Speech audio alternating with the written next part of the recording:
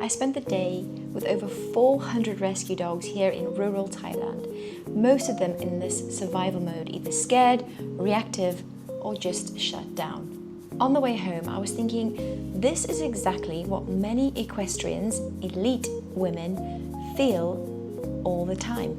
We hold everything together for our families, for our horses, for our children, and for our job. And then we wonder why our body won't respond to training or to fat loss, or why we keep snapping at the people that we really love. What if the strength that you're craving doesn't come from actually pushing yourself harder, but actually from taking more recovery? Yesterday, I spent the whole day volunteering at the Soy Dog Rescue Foundation. Now, I'll put all their information down below so you guys can have a look.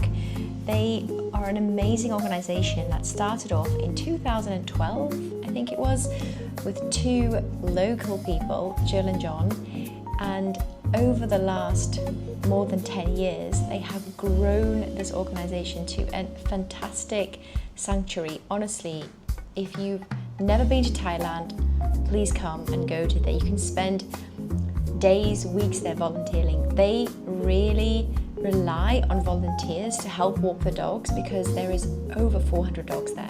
Honestly, there were some really amazing moments of like pure joy and pure love, seeing how all the dogs interact, but also because it's run with the purpose of bringing volunteers in and making it such a smooth process.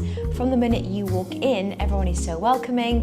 You get to scan this QR code, which brings up each dog. You can see all their behaviors, what they can do, whether they can go swimming, whether they can go into this free dog park area, whether they need a shorter walk because maybe they're a little bit older. It's all so cleverly run, and it is also like a system. So you're walking around this lake, everyone has to go the same way. If you're walking past the veterinary center, you can't go past this one line because of other dogs coming in that maybe have bacterial infections or some diseases. It is such an amazing place that I seriously would highly recommend it. Now, there are dogs there with all kinds of different stories, even some cats, and obviously I was only there for a day, so I could only see as much as I could and help as many dogs as I could by walking them. And it was really interesting because looking at the age of some of the dogs, especially some of the older ones or the midlife to older ones, I noticed a very repetitive pattern compared to the younger ones that maybe not been there that long or that haven't been as much in that state of flight, that state of reaction, was that these dogs were more shut down, their personalities were almost not there, very numb, and their walks wanted to be shorter. I had a real moment of this is exactly how I personally felt many years ago. And this is how and what I see with elite equestrian women when they are struggling with their performance. They feel burnt out, they feel shut down, they feel numb. And what happens is they then take it out on themselves. So I can't lose fat, I've got energy crashes, I'm feeling down, I'm feeling low. And I think to myself, when was the last time we spent time healing? When was the last time we spent time actually regulating our nervous system? Recovery isn't a luxury, it is a strategy. Ask yourself that question. When was the last time you took some time out, away from riding, away from the horses, away from the family, and just took some time for yourself to read a book, to go for a walk, or to just be there, maybe just to lay down? Many of us feel when we lay down or we take time out that we are lazy, that we should be working, that we should be go, go, go, go. And this is what happens is when people think and see other women relaxing, they think, oh, that is a luxury. It is not a luxury. It is a strategy that your nervous system needs in order to function. Not only function at a basic level, but if you're sat there wanting to compete at any level and perform the best for yourself and turn up the best for your horse, then you need to accept that actually taking time out is a strategy. It is not a luxury. This is so personal to myself because this is what happened to me, and because I ignored so many of my body symptoms. So for me, it was things like extreme acne, adult acne in your 30s. Who gets that? me. I was gaining weight despite being in a calorie deficit. I was feeling so tired, so burnt out. I had so many energy crashes. And I was thinking to myself, why am I feeling like this when I think I'm eating healthy? And I'm not bad on alcohol, I'm not bad on processed foods. So what is going on? This was exactly my story not too long ago. And I see this with so many riders. I see this always giving. Riders are so empathetic, they're so compassionate, especially the women. We are such givers, but how many of us actually take some time out to relax and to restore? And it's the restore that your body needs. Here are 3 lessons I learned from volunteering at the dog center and how you can apply this to your body to help improve your nervous system and help restore your body. Number 1, healing takes time. Space for your nervous system to feel safety. When I looked at some of the dogs there was a lovely dog called Stephen who had been there for 10 months, and when I asked about his story, they said to me, well, he's only a young dog, he's only 2 years old and he's been here 10 months. He was found in Patong, which is near the outskirts of Phuket, and he was beaten by his owner. Beaten, he was starved when he first came to the center, he was so malnourished and petrified of animals, but also people. Like just going to touch him, he would quiver down and move away.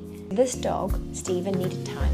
He needed time with the correct nutrients from a food perspective, obviously some medical attention, but the most important thing they said with him, the first 6 months, you could not get near him.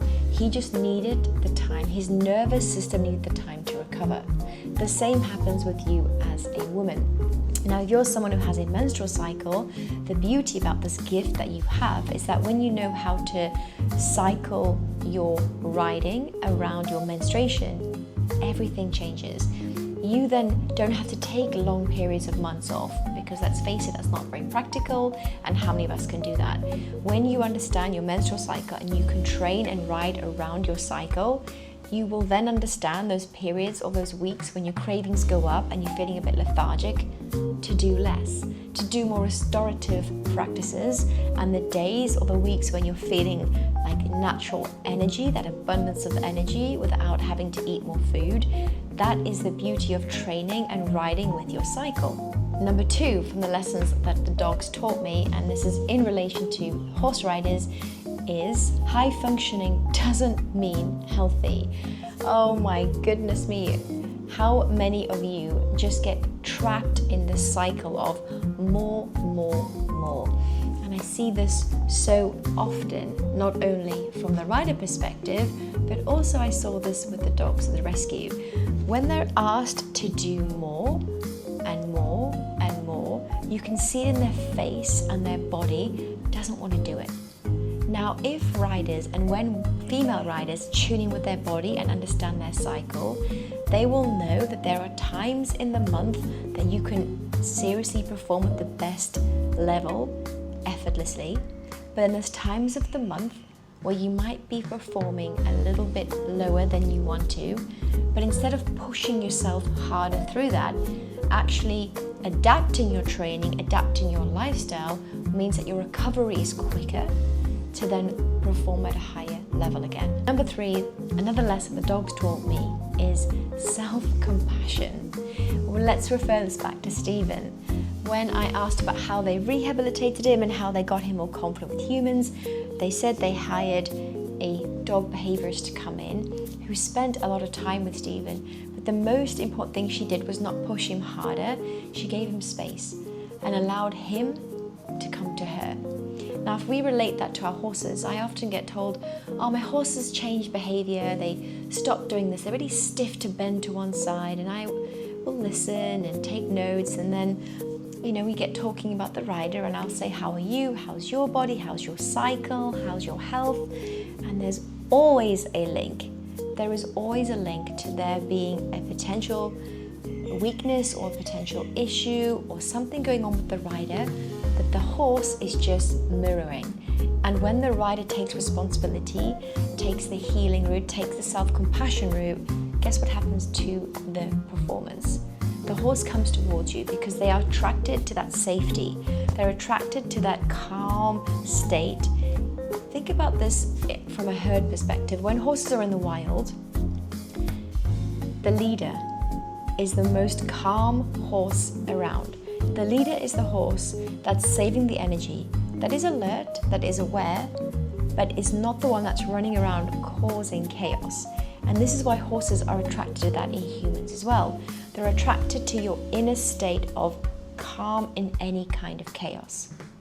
So as a bonus, I'm going to give you 3 practical steps that you can do today that has obviously been supported and guided by the dogs. I've really been inspired by them and their stories. So number 1 is actually breath work.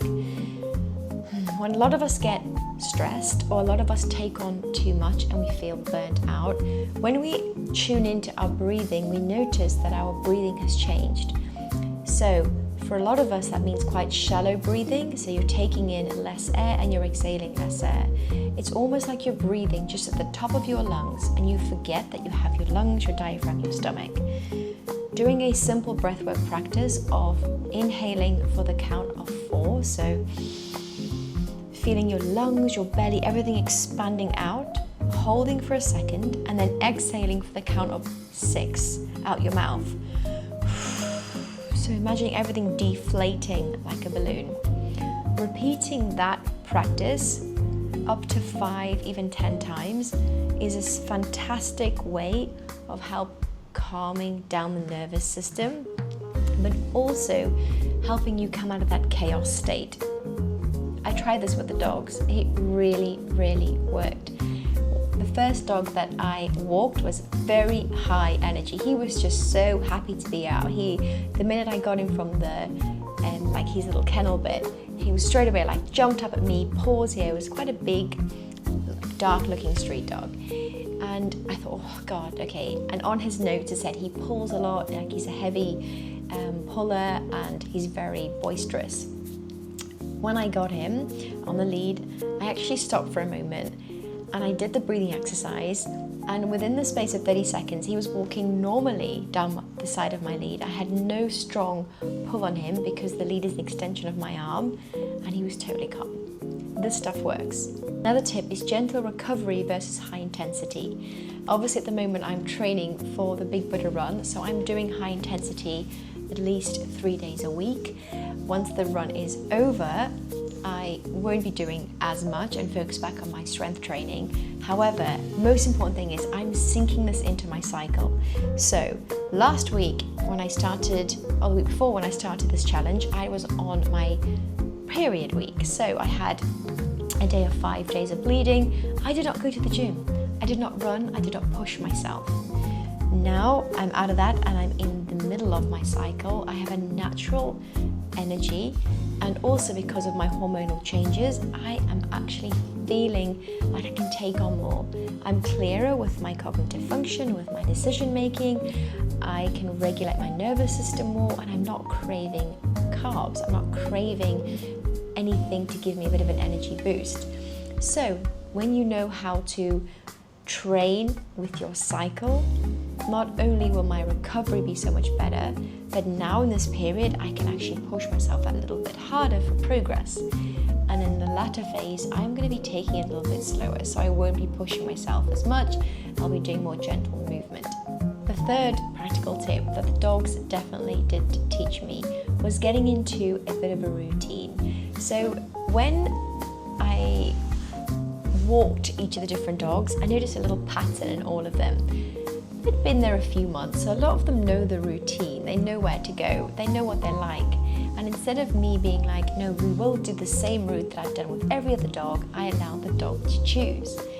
In doing so, this little routine not only made the lead experience so much more enjoyable, we had better interaction as the dog, and it was a bit of mutual respect. It was almost like the dog was like, thank you for not making me do anything that I don't want to do. It might be that maybe the next day or the next week, that dog goes, I want to do more today. And I'm hoping that the handler that does walk that dog actually allows them to do what they want. When we apply the same thing and listen to our bodies first, tuning with your body more, you will find that your relationship with your horse will improve as well. Because instead of having the expectation of you must do more, you must do this, what happens is your horse starts to go, well, you're actually listening to me. I don't even have to display a bigger form of behavior because you're actually in tune with what I'm saying. You're actually listening to those subtle signs that I'm telling you. I want to leave you with this. You don't have to earn rest. Your horse deserves the best version of you. And that'll only be achieved when you learn to take self-responsibility, you learn the practices of compassion, nervous system regulation, and understand how to fuel your body, not just from an energy output, but also from a recovery perspective. I'm interested. What does your recovery look like as an equestrian female?